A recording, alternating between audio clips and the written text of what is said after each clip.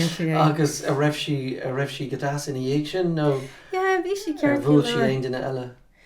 Bhíl siad gach duine bhí me lábh Jarrag agus gearra leis an Bata Mor. sin bhfuil a bhí sé aimimid agus Bhí sé trúr mar bhí sé an bata that folded. 1, 2, 3. Agus metal Metal no copper. ar an tíomh. Bhí chuir siad foiir to sharpen it. bhí sé an a thick Chove.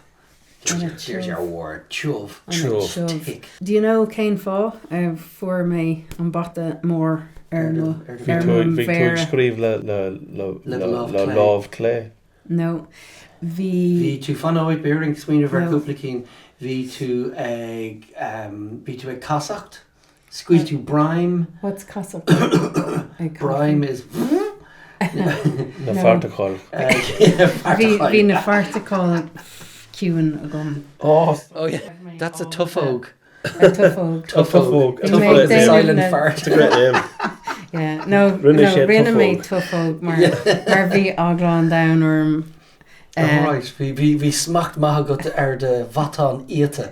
Yeah. Which is you had great control of your your back muscles, your sphincter muscles, the vatan ete. Okay, third of manish.